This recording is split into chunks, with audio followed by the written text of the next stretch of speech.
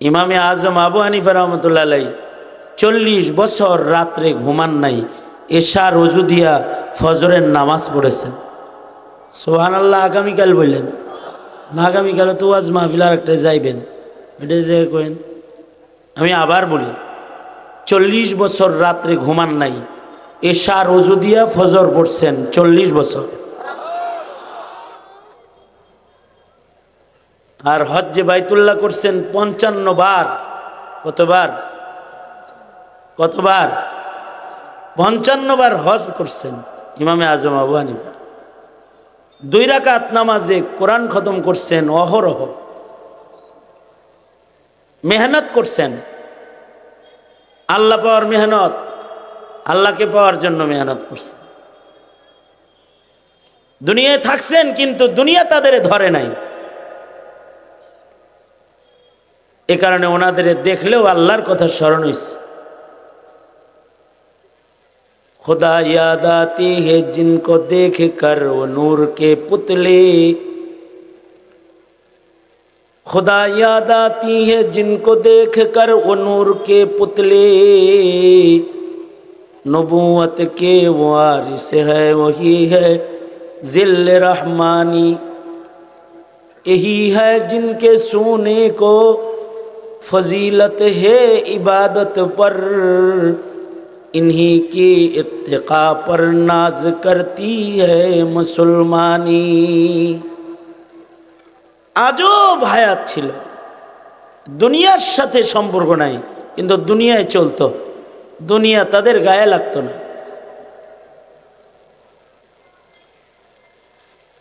যেমন ইমামে আবু ইউসুফ রহমতুল্লাহ আলাই, ইমামে আজম রহমতুল্লাহ আলাইয়ের বড় শাগিরদের একজন ইমামে আবু ইউসুফ।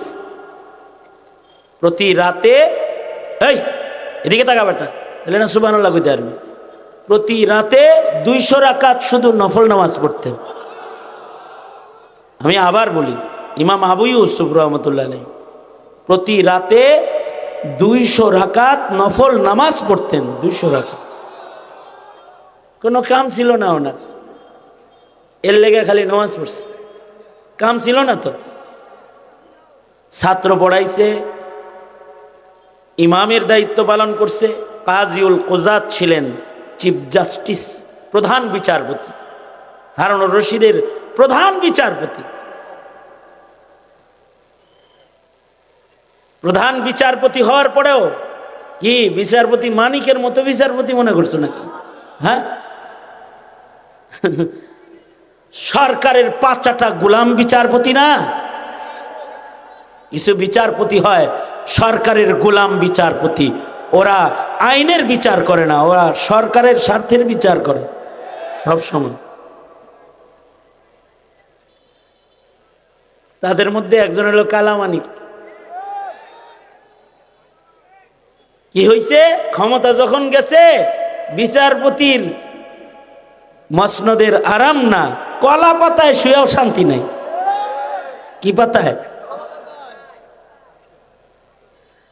কিন্তু ইমাম আবু ইউসুফ রহমতুল্লাহ আলাইহি উনি চিফ জাস্টিস ছিলেন, ওনার বিচারের চেয়ারকে হারুনুর রশিদও ভয় পাইত। হারুনুর রশিদ খলিফাতুল মুসলিমিন ভয় পাইত।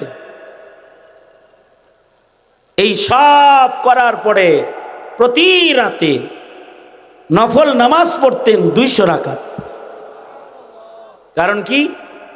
ইন্নাল্লাহা ইউহিব্বুল মুহসিনিন। ইবাদত করলে, নেকির কাজ করলে আল্লাহ তারে পছন্দ করে, আল্লাহ তার উপরে খুশি থাকে। যারা আল্লাহর কাছে মাপ চায়, তওবা করে, আল্লাহ তাদের উপরে সন্তুষ্ট হয়ে যায়, তাদের আল্লাহ ভালোবাসে। তাদের আমলনামার গুনাহকে মুহূর্তের ভেতরে আল্লাহ তাআলা নেকির দ্বারায় পরিবর্তন করে আমলনামাটা নেক দিয়া ভইরা দেয়। তওবা করছেন জীবনে? তাহলে করবেন, করছেনই তো, তবে ভয় থাকতে হইব আমার তওবাটা নবীর তওবার মতো হইল নি, তাইলে তওবা বারবার হইব। এবার তওবা করলাম, এখনকারটা হইল নি, গুনাহ মাপ হইল নি, তো আবার তওবা করতে মনে চাইব। আল্লাহর রসুল নিজেও শতবার তওবা করতেন প্রতিদিন, কারণ তওবাকারীকে আল্লাহ পছন্দ করে। এর লেগে গুনাহ আছে নবীর, এই জন্য না। নবীদের গুনাহ নাই, নবীদের শান, নবীরা মাসুম, গুনাহ নাই। কিন্তু নবী তওবা করে কেন? নবী যে সকল কারণে শতবার তওবা করে, তার ভেতরে একটা কারণ হলো মানুষ যারা তওবা করে আল্লাহ তাদের উপরে খুশি হয়ে যায়, যে আল্লাহরে খুশি করলো, সে সফল হয়ে গেল। আর যে শয়তানকে খুশি করলো সে বিফল হয়ে গেল। যে আল্লাহকে সন্তুষ্ট করে ফেললো সে জান্নাত পেয়ে গেল, আর যে আল্লাহকে অসন্তুষ্ট করলো সে দোজখে চলে গেল। সুতরাং আল্লাহর সন্তুষ্টি অর্জন মানব জীবনের একমাত্র লক্ষ্য, আল্লাহরে খুশি করা। এটা হলো মানুষের জিন্দেগির মাকসাদ, মাকসাদে হায়াত। হায়াতের মাকসাদ কি? আল্লাহকে খুশি করা, আল্লাহকে সন্তুষ্ট করা এবং আল্লাহর জান্নাত পর্যন্ত আল্লাহর কাছে পৌঁছে যাওয়া। এটা হলো হায়াতের মাকসাদ, মাকসাদে হায়াত।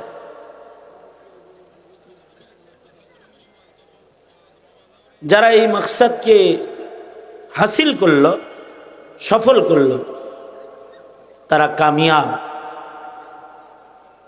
আর যারা হায়াতে আল্লাহকে সন্তুষ্ট করে নাই, নিজেকে সন্তুষ্ট করেছে। কেউ আছে টোটাল হায়াতে নিজেরে সন্তুষ্ট করে, অনেকে আছে আল্লাহরে সন্তুষ্ট করে না। তার মুখের ভাষা হয় আমি আলহামদুলিল্লাহ হ্যাপি, এরকম একটা ভাষা হয়। তা আমি খুশি, সে খুশি, কিন্তু তার উপরে আল্লাহ খুশি না। কেউ আছে নিজের সন্তানকে খুশি করে, বিবিকে খুশি করে ফেলায়, নিজেরে শেষ করে দিয়া সন্তান বিবিকে বাড়ি গাড়ি করে দিয়ে গেছে, তারা বাবার উপরে খুশি, আল্লাহ খুশি না। আর কেউ আছে এদের উপরে আল্লাহ খুশি। হতে পারে বিনিময়ে তার নিজের কষ্ট হইছে, সে সুখে ছিল না, দুঃখে ছিল, সে জেলখানায় ছিল, সে অত্যাচার ভোগ করছে, সে কষ্ট ক্লেশ সহ্য করছে।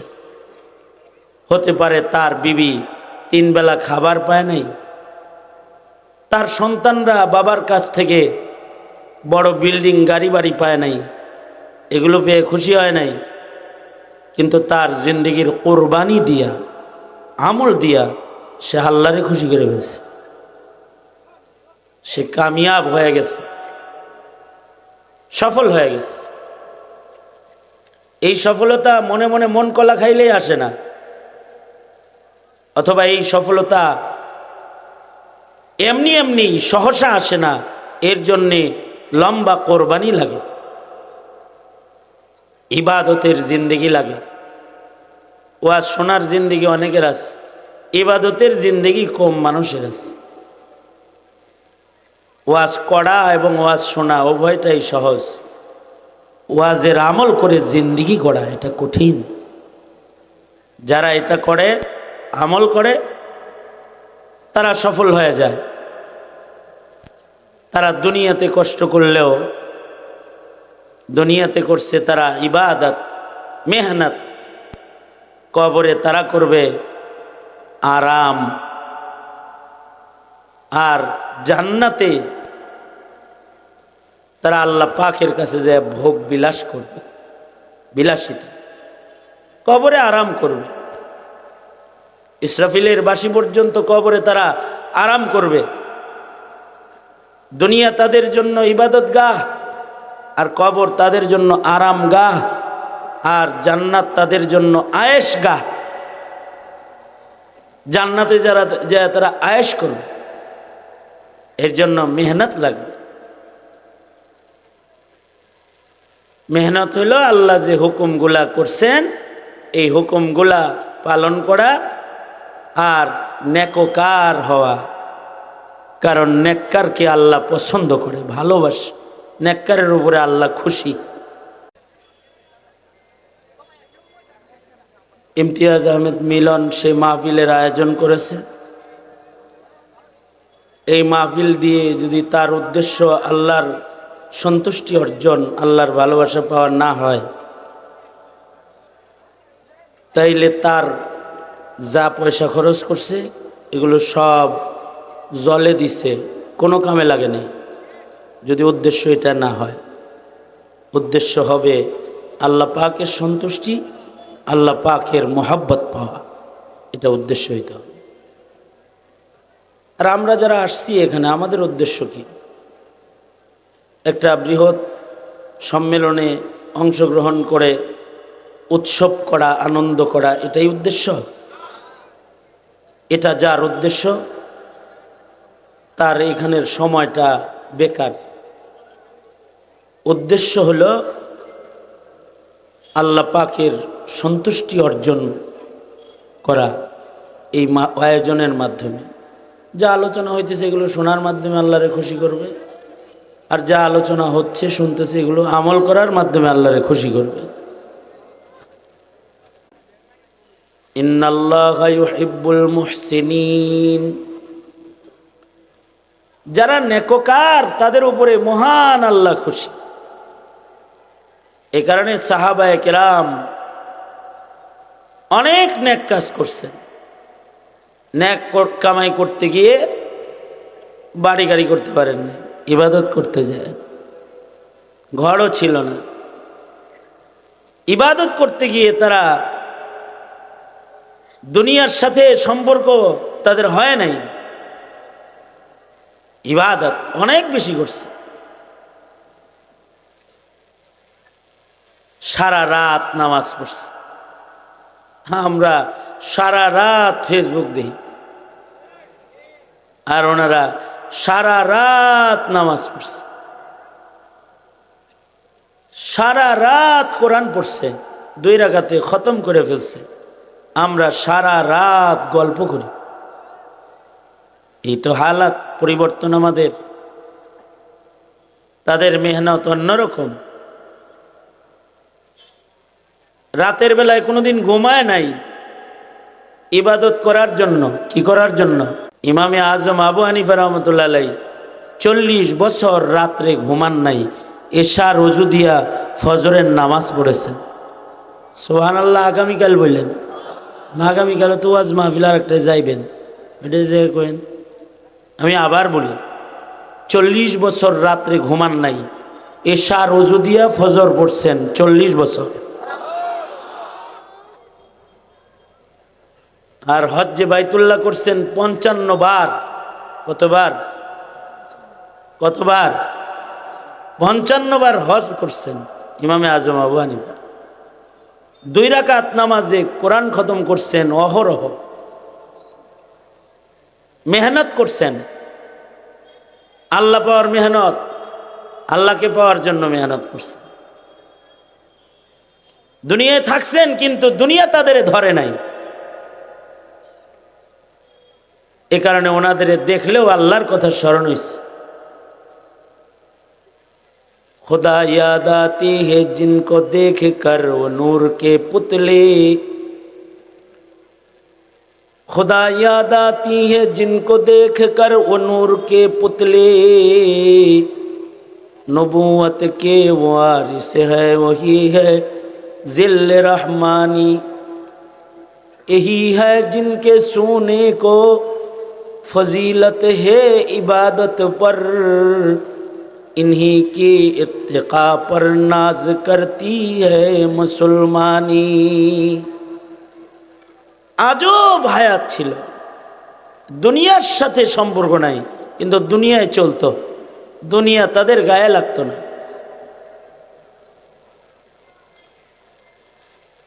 যেমন ইমামে আবু ইউসুফ রহমতুল্লাহ আলাইহি, ইমামে আজম রহমতুল্লাহ আলাইহির বড় শাগিরদের একজন ইমামে আবু ইউসুফ।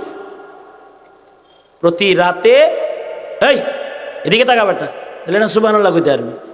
প্রতি রাতে 200 রাকাত শুধু নফল নামাজ পড়তেন। আমি আবার বলি, ইমাম আবু ইউসুফ রহমতুল্লাহ আলাইহি প্রতি রাতে 200 রাকাত নফল নামাজ পড়তেন। 200 রাকাত। কোনো কাম ছিল না ওনার, এর লেগে খালি নামাজ পড়ছে, কাম ছিল না তো। ছাত্র পড়াইছে, ইমামের দায়িত্ব পালন করছে, কাজিউল কুজাত ছিলেন, চিফ জাস্টিস, প্রধান বিচারপতি, হারুনুর রশিদের প্রধান বিচারপতি। প্রধান বিচারপতি হওয়ার পরেও কি বিচারপতি মানিকের মতো বিচারপতি মনে করছো নাকি? হ্যাঁ, সরকারের পাঁচাটা গোলাম বিচারপতি না।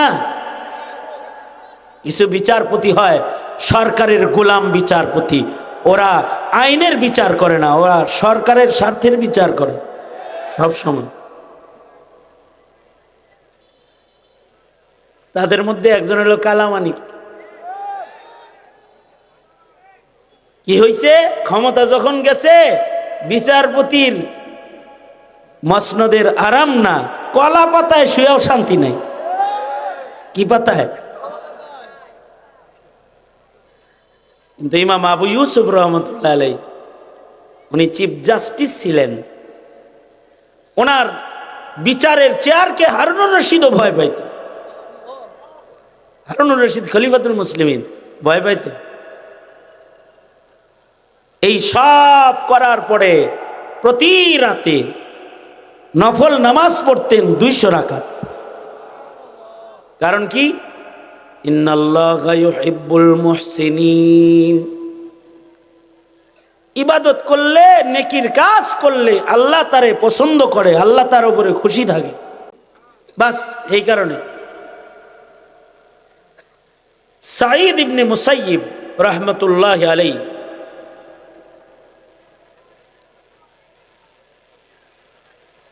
চল্লিশ বার হজ্জে বাইতুল্লাহ করছেন। এই সুবহানাল্লাহ বলার লেগে রেডিও আমার দিকে সাঈদ ইবনে মুসাইয়িব 40 বার হজ্জে বাইতুল্লাহ করছেন, 40 বছর লাগাতার তাকবীরে উলার সাথে নামাজ পড়ছেন। আস্তে আস্তে সুবহানাল্লাহ একটু পরে কোন, এবং 40 বছর আজান হওয়ার আগে মসজিদে ঢুকছেন 5 বেলা। ওনার জিজ্ঞাসা হয়েছে, আজান হওয়ার আগে এত ইহতিমামের সাথে মসজিদে যান কেন? আজান হইল আল্লাহর দিকে ডাকাডাকি করা। আমি আল্লাহর গোলাম, আল্লাহর ঘরে যদি আমারে ডাক্কে নেয়, হাসরে শরম না? হাসরের মাঠে শরম না এটা? এই জন্যে 40 বছর আজান হওয়ার আগে মসজিদে ঢুকছেন। 40 বছর মেহনত। দুনিয়াটা হলো এই মেহনতের জায়গা। নিজের মন মতো সব হইচই করার জায়গা এটা না, আল্লাহর সন্তুষ্টি খোঁজার জায়গা। কদমে কদমে, হরকতে হরকতে আল্লাহর সন্তুষ্টি তালাশ করতে হইব। মেহনত একমাত্র আল্লাহর সন্তুষ্টি। নেকির কাজ করতে হইব, ওয়াজ শুনতে হইব আল্লাহরে খুশি করার জন্য। নফস খুশি করার লেগে ওয়াজ শুনলে ওই ওয়াজ কোনো ফায়দা দিবে না। নিজের দিল খুশি হয়, তিতা কথা শুনলে মন খালা হয়, মিঠা কথা শুনলে আরাম আরাম লাগে। সব কথা ভাল লাগে না। তোমার মন মতো ওয়াজ হইলে তোমার ভাল লাগে, তোমার মনের খেলাফ ওয়াজ হইতেছে, এবার তোমার খারাপ লাগতেছে, এটার নাম ওয়াজ শোনা না। বেরোয় যা, তুই ঘরে যায় ঘুমাগা। আলাপ খুব সোজা সাপটা। আমি তো ওয়াজ করতে আসিই নেই এনে আজকে। আমি তো আয়োজকদের একজন। ইমতিয়াজ আমার মুরিদ, আমার কাছে বায়াত। মিলন আমার মুরিদ, আমার কাছে বায়াত। আমি গিয়ে ওয়াজ করতে আইছি। আমি এখন যদি হাত তুলে দোয়া করে চলে যাই তো খুব আলহামদুলিল্লাহ, হুজুর ভালো করছে, একটু দোয়া করে থেকে গেছে। আমি এখানে বয়ান করতে আসিনি। আপনারা তো বয়ান শুনতে আসছেন, বয়ান শুনবেন কিভাবে? বয়ান শোনার আদব নাই? বয়ান শোনারও আদব আছে, বয়ান করারও আদব আছে। বয়ান কিসের নাম? কিছু কৌতুক, কিছু হুঙ্কার, কিছু কিস্সা, কিছু সুর, এটার নাম বয়ান? নসিহাতের নাম নসিহাত। নসিহত শুনতে হইব তো, তাইলে না নসিহত আমল হইব। আপনি শুনিনি নাই, আমল করবেন কি? কেলাডা কোনো আমল করতে পারবেন। জিন্দিগি ভর আজান হওয়ার আগে মসজিদে ঢুকছে, আজান হওয়ার আগে। কেন? এই ভয়ে। আল্লাহ যদি বলে এই তোরে ডাইকা না লাগলো কেন রে আমার মসজিদে, এই মামলার আসামি হবে না সাঈদ ইবনে মুসাইয়্যিব। 40 বছর আজানের আগে মসজিদে ঢুকছে। কারণ ইন্নাল্লাহা ইউহিব্বুল মুহসিনিন, নেকির কাজে যারা মেহনত করে আল্লাহ তাদেরকে ভালোবাসে, আল্লাহ তাদের উপরে খুশি হয়ে যায়, আল্লাহ তাদের উপরে রাজি হয়ে যায়।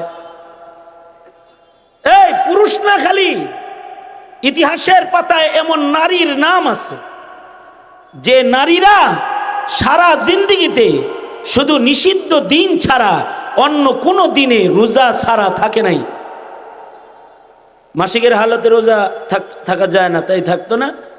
আর নিষিদ্ধ দিনগুলো, তাকবীরে তাশরিকের দিন, ঈদের দিন রোজা রাখা যায় না, এগুলো বাদে সারা জিন্দেগি নফল রোজা রাখছে এমন মহিলা ইতিহাসের পাতায় তাদের নাম আছে। খালি বাইর করো তো কারা পাহাড়ের চূড়ায় উঠছে, এভারেস্ট বিজয় করছে, কি তার নাম মুখস্থ করো, কিতাবে দেখিয়া বার কইরা মুখস্থ কইরা লওবা। এমন মহিলা আব্দুল্লাহ ইবনুল মুবারক এমন মহিলার সাথে দেখা করছেন যেই মহিলা সারা জিন্দেগিতে দুনিয়াবি কোনো শব্দ, দুনিয়ার কোনো ভাষায় কথাও কয় না, মুখে আল্লাহর নাম আল্লাহর কোরআন ছাড়া কিছু বাইরে করে না। 40 বছর যত কথা বলছে সব কোরআনের আয়াত দিয়ে দিয়ে বলছে। ইবনুল মুবারক বলে এই মহিলার খেদমত আমার নসিব হয়েছে, তাকে মক্কাতুল মুকাররমার পথ থেকে তার সন্তানদের হাত পর্যন্ত পৌঁছে দিতে আমার যতগুলো কথা আমি বলেছি সবগুলো কথাই সে কোরআন দিয়ে বলেছে। আমি তার সন্তানদের কাছে যে জিজ্ঞাসা করে শুনলাম 40 বছরের ভেতরে এ নারী আল্লাহর কোরআনের আয়াত ছাড়া দুনিয়ার কোনো শব্দ মুখে বাইরই করে না। কারণ আল্লাহ নেককারকে পছন্দ করে। কারণ যদি নেক না থাকে, এমন যদি এখানে কেউ থাকে আমার মতো কেউ যদি গুনাহগার থাকে,